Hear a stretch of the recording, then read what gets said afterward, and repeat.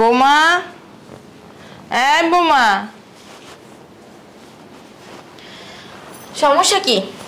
এমন ভাবে ডাকতেছেন যেন বাড়িতে ডাকাত পড়ছে। কি হয়েছে? বৌমা আমার একটু চা বানাই দাও না, আমার শরীরটা ভালো লাগতেছে না। কি বানাই দেবো? চা। আমি কি এই বাসার বান্দি? হ্যাঁ না আপনার বান্দি যে আমি আপনার চা বানাই দেবো? আপনি কি করেন, বানাই খাইতে পারেন না? এতদিন তো আমিই বানাই খাইছি, শরীরটা আজকে ভালো লাগতেছে না, শরীর ব্যথা করে, একটু চা বানাই দাও। যাই নিজে বানায় খান, যদি মনে চায়, আর যদি না মনে চায় তাহলে বসে থাকেন। কি বলো এগুলো তুমি? কি বলবে? খান আর ঘুমান আর কোনো কাজ করেন? হ্যাঁ কি করছেন সারাদিন? বেসিনে যেরকম থালবাটি ওরকম রয়েছে, কি করছেন? বললাম না আজকে শরীরটা ভালো লাগে না, সারাদিন তো আমিই করি না। হয় এই একই অজুহাত তো প্রতিদিনই শুনি। ওয়াশরুমে জামা কাপড় রাখছিলাম, ধুইছিলেন? সকালবেলা বলছিলাম না, আজকে ধুই নাই। এখন পর্যন্ত ধুন নাই? হ্যাঁ কি করছেন আপনি? হ্যাঁ আপনি লজ্জা শরম বলতে কিছু নাই? হ্যাঁ আপনার ছেলে একলাই ইনকাম করে, সেই একলাই ইনকাম দিয়ে বসে বসে খান, আপনি কি একটু লজ্জা শরম নাই? হ্যাঁ বাসা থেকে বেরোয় যেতে বলতেছি, এখনো যান না কেন? কই যাবো আমি? জাহান্নামের চৌরাস্তায় যাইবেন। এটা কি আমি বইলা দেবো নাকি যে কই যাইবেন?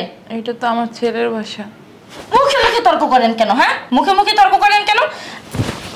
টাইম 2 দিন, 2 দিনের ভিতরে বাসা থেকে বেরোয় যাবেন। আর আপনার জায়গায় যদি আমি থাকতাম না, কবেই বেরোয় যাইতাম। নির্লজ্জের মতো বাড়িতে পইরা রইছেন। আমার তো অন্য জায়গায় যাওয়ার কোনো জায়গা নাই এই জায়গা ছাড়া। কই যাবো আমি? কই যাইবেন এটা কি আমি দেখাই দিব? হ্যাঁ রাত 2 দেখা গেছে, আর এখন তো খাইয়া খাসির মতো হইতাছেন। বাসা থেকে বেরোন। কই যাবো? কই যাইবেন আমি কি জানি? জাহান্নামের চোর কিছু বইলা দেবো?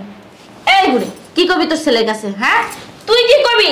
আসার সাথে সাথে আমি যা বলা লাগে আমিই বলবো। তোরে কিভাবে বাসা থেকে বের করতে হয় এটা আমি খুব ভালো করে জানি। খায়া খায়া ওইখানে বসে ই কর, শয়তান বুড়ি।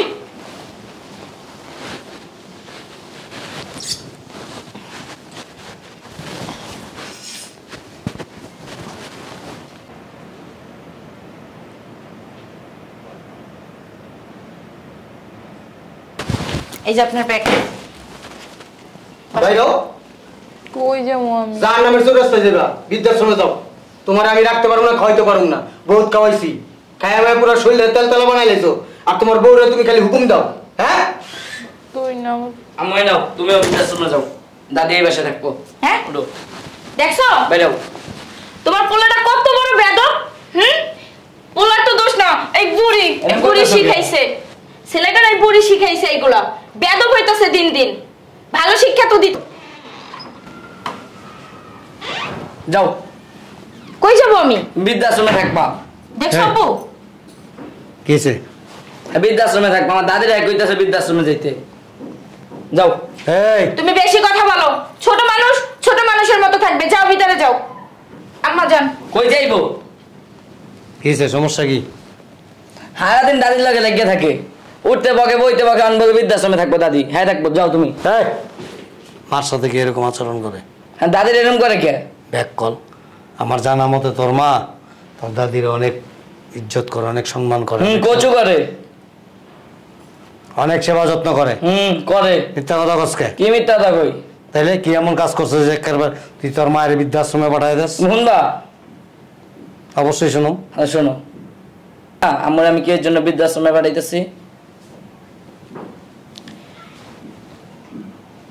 যেমন কর্ম তেমন ফল। তুমি তোমার শাশুড়ির সাথে যেরকম করতেছ, তোমার সন্তান তোমার সাথে এরকম করতেছে। আর এই যে একটা গদ্য, আব্বা বিশ্বাস করেন, আমার মার সাথে যেগুলো আমি জানতাম না, ও আমার কাছে এরকম ভাবে আমার মার নামে বদনাম করছে, আমি মনে করছি আমার মার দোষ সব। বদনাম করতেছে ঠিক আছে, মিথ্যা কথায় বানায় কইতেছে ঠিক আছে। তোমার মা হাজার লক্ষ কোটিবার কোটি অপরাধ করব, তারপরেও তুমি তার সন্তান না? জি। হ্যাঁ, তোমার বউন তো অন্যায় করতেছে, তুমি কেন অন্যায়টাকে প্রশ্রয় দিলা? আমি আসলে বুঝতে পারিনি, আমার ছেলে যা বলছে, আমার ছেলে আমার চোখ খুইলা দিছে আব্বা। মানে বউয়ের জন্য মানে বৃদ্ধাশ্রমে পাঠাই দিতেছ? মা খারাপ? হ্যাঁ, বউ তো এরকম হাজার পাইবা, মা পাইবা? পাইবা নাকি বউ একেবারে বিবারিয়ার রসমলাই? হ্যাঁ, তো তোমার মতো কিছু আহাম্মক ছেলে আছে, কিছু সন্তানরা আছে যারা মায়ের চাইতে, বাবার চাইতে, ভাই বোনের চাইতে, মানে একেবারে সবার চাইতে বেশি প্রাধান্য দেয় কাকে? তার স্ত্রীকে। মনে করে যে আরে বাবারে বাবা, এটা কিছু হয়ে গেলে আমি শেষ। এই কাজগুলি করবা না। মায়ের মনে কষ্ট দিয়া কোনোদিন সফলতা অর্জন করতে পারবা না। তুমি যে আমার মায়ের সাথে দিন অন্যায় করছো, এগুলো আমার বলছো? হ্যাঁ, একবারও তো বলো নাই। আমার ভুল হয়ে গেছে। আবার বলে ভুল হয়ে গেছে আমার।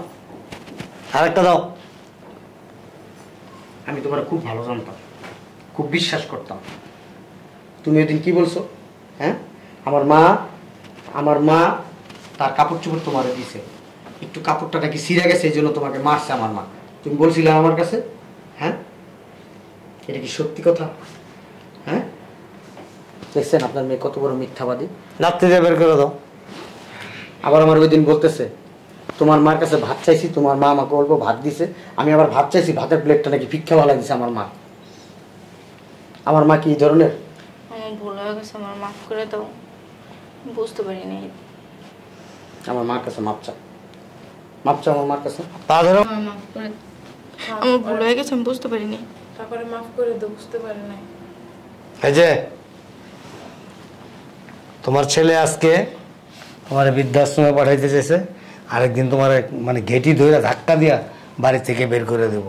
কারণ তোমার সন্তানরা তোমার কাছ থেকে শিক্ষা নিতেছে। তুমি গুরুজনদেরকে সম্মান করতে পারো না, তোমার সন্তানও কোনোদিন তোমার সম্মান করবে না। শাশুড়িকে মায়ের দৃষ্টিতে দেখো, শাশুড়িকে শ্রদ্ধা করতে শিখো, সম্মান করতে শিখো, তার সেবা যত্ন করতে শিখো। তাহলে তোমার সন্তানরা তোমাকে সম্মান করবে, তোমার সেবা যত্ন করবে, এবং তুমি যখন একদিন শাশুড়ি হইবা তখন এর চেয়ে বেশি সম্মান পাবা। কথাটা যেন মনে থাকে। দ্বিতীয়বার এরকম করলে আমাকে বলতে হবে না, জানাইতে হবে না কিছু, ঘাড় ধইরা বাড়ি থেকে বের করে দিবা। আর আমার বাড়িতে কোনো জায়গা নাই। আরেকটা দিন আমার মার নামে তুমি মিথ্যা কথা বলবা, ওই দিনে আমার বাড়িতে তোমার শেষ দিন বইলা দেবে। আমার মার নিয়ে ভিতরে যাও, যাও, ব্যাগ নাও, নিতেছি। নাও।